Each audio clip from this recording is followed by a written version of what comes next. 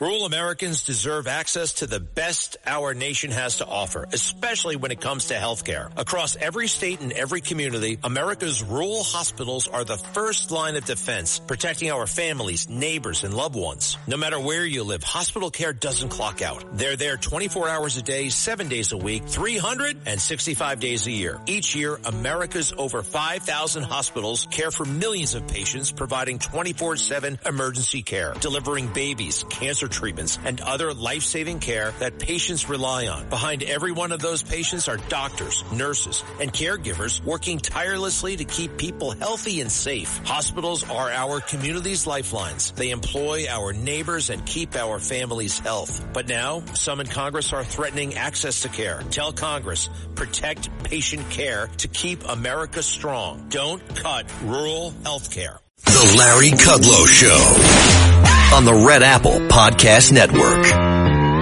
So we had a pretty lousy jobs number yesterday. Private jobs, private payrolls fell 86,000. Fell. The month before, they gained 146. I don't know if this is a winter distorted one-off or something more serious. The purchasing managers for services and manufacturing showed very strong, but this one was pretty awful. Wages did go up, however, by over 4% year on year. So let's talk to John Carney, Breitbart news editor for economics and finance and co-author of the Breitbart Business Digest. So, John, I was talking to Mickey Bowman, vice chair of the Fed, yesterday on set. Two things. One is she thought this was a very bad number, and she herself is probably going to be more intense on lower interest rates, perhaps even March, didn't rule it out. And secondly, she agrees with Kevin Warsh that she wants to help shrink the Fed's balance sheet, their assets, and modernize the banking system. So what do you make of all this? So, first of all, I thought it was a great interview. I think we're going to have at least 3 votes for a cut in March. Christopher Waller has also said that he was looking for the payrolls number that came in very weak. Myron has indicated that he will vote for a cut as well. And look, the jobs number there probably was some winter distortion in it. I mean, it was one of the coldest, snowiest Februaries we've had in many years, and huge parts of the Northeast in particular were snowed in. Washington, D.C. was snowed in. So you had definitely a big weather factor. On the other hand, when you look at the December number, also got revised down from a gain of 48,000 to a negative 17,000. Unemployment isn't rising very much, but we're not adding a lot of jobs right now. That's a classic chance for the Fed to say, okay, let's see what happens when we start cutting. Does this revive it? Will people start hiring? The other thing I try to get people to keep in mind, though, is that we actually don't need to create a lot of jobs. We needed a lot of jobs when the borders were open and we were flooding the country with people coming in illegally. Right now, the growth of the labor force is actually pretty low, and we're creating more jobs than the labor force growth, which is one reason the unemployment rate ticked up to 4.4%, but is very low, and it's been around that range all year long, despite not a lot of job creation in the private sector and a ton of job cuts in the federal government.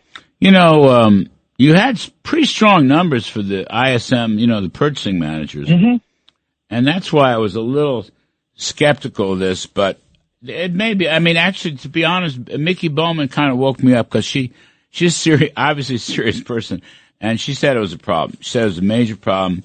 I asked her if it was a game changer at the Fed, and she said it's going to cause. I forget how she put it, but it's going to cause a lot of new conversation, something like that. And then I asked her about maybe a rate cut in March, and she didn't rule it out. She said, well, there's going to be a lot of conversation around the table. So I thought, when is the meeting? It's about 2 weeks, the March meeting?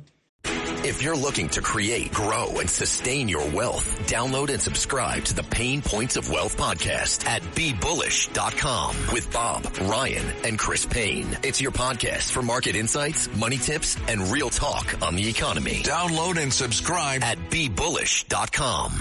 Yeah, it's about 2 weeks. I think one of the things that is going to make it more complicated is, and this happens every time we get these kind of spikes in gasoline and oil prices, is the question of whether or not the Fed should look through that. And of course they should, but it confuses the Fed every time it happens.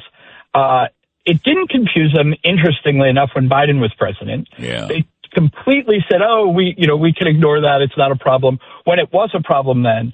But in the past, it confused them back in 2007 and 8, actually, when they were still rising because they were worried about higher gasoline prices.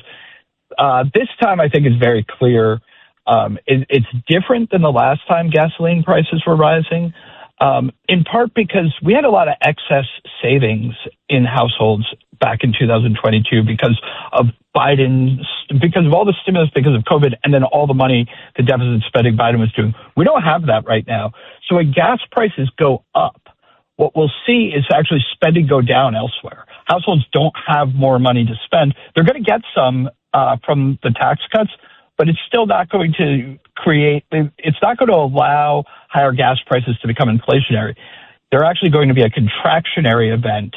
The Fed should look at it actually as a reason to ease monetary policy rather than tighten. Well, remember, we're producers and exporters also. Absolutely. So this makes a huge difference. Yeah, there's a section of the economy that benefits from higher energy prices. But I don't think it's going to last very long. My whole plan, I was talking to Besson yesterday, that, what the president wanted, they got the development. We're going to reinsure the oil tankers and give them some protection with the Navy. And as soon as they put them through the Straits of Hormuz, get 4, 5, 6 of them through, I guarantee you oil prices start heading south. That's what Chris Wright was saying. I don't think Scott Bessent really understands the importance of this play, but I see that Chris Wright was out there, the energy secretary. He agrees with me, and Ed Yardeni's another guy that talked about it. Show people you can get oil through the strait, and the price will start easing down. It won't go back to 60 right away, but it'll stop going up, John. Yeah, absolutely. Actually, one of the funny things that's happening is the production is still really high. Yes. Kuwait, there was a story in the Wall Street Journal that Kuwait actually had to freeze production because their storage facilities are full. Yes. So what does that tell you? That tells you once we get the strait open, then we will, and a huge part of it really can be just done financially. Yes.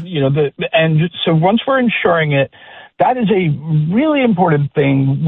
That will drop the oil price very quickly. As you said, I think there will still be some lingering nervousness, so we're not going to get down to 60, but $92, $93 a barrel is too much.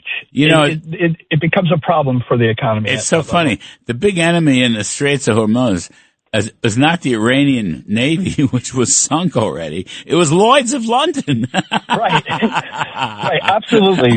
They're the biggest maritime insurer, and they sent it through the roof.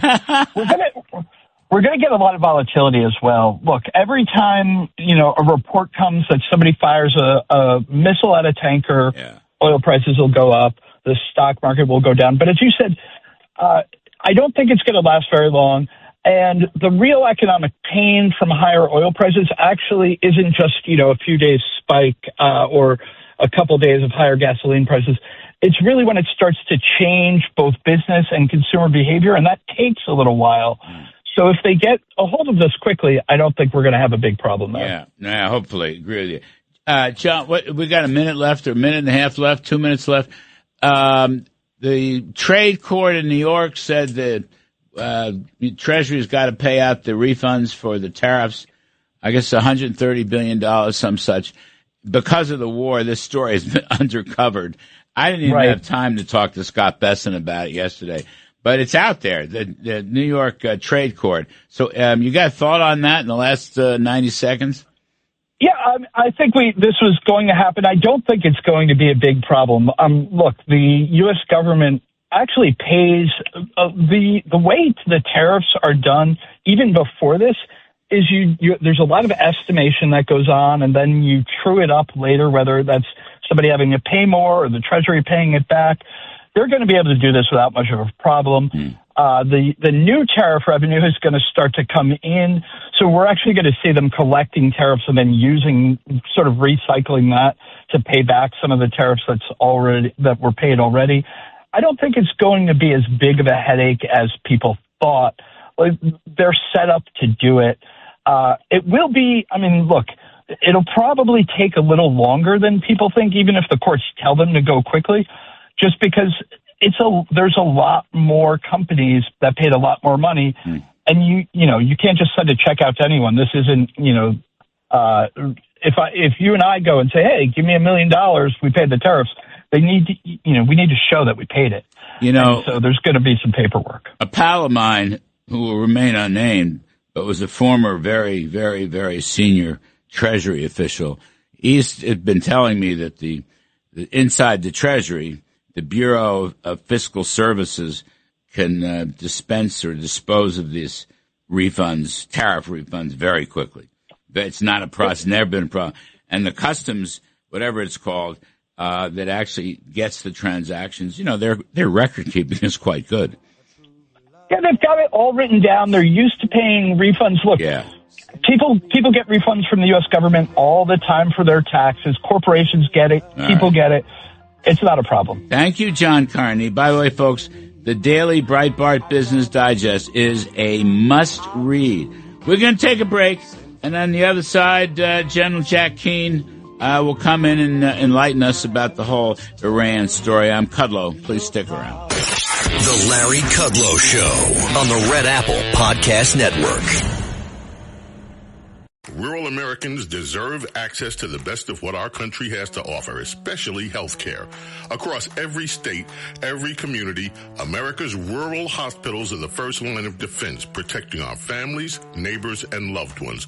No matter where you live, hospital care doesn't clock out. They're there 24 hours a day, 7 days a week, 365 days a year. Each year, America's over 5,000 hospitals care for millions of patients, providing 24/7 emergency care, delivering babies, cancer treatments, and other life-saving care that patients rely on. Behind every one of those patients are doctors, nurses, and caregivers working tirelessly to keep people healthy and safe. Hospitals are our community's lifelines. They employ our neighbors and keep our families healthy. But now, some in Congress are threatening access to care. Tell Congress, protect patient care to keep America strong. Don't cut rural health care.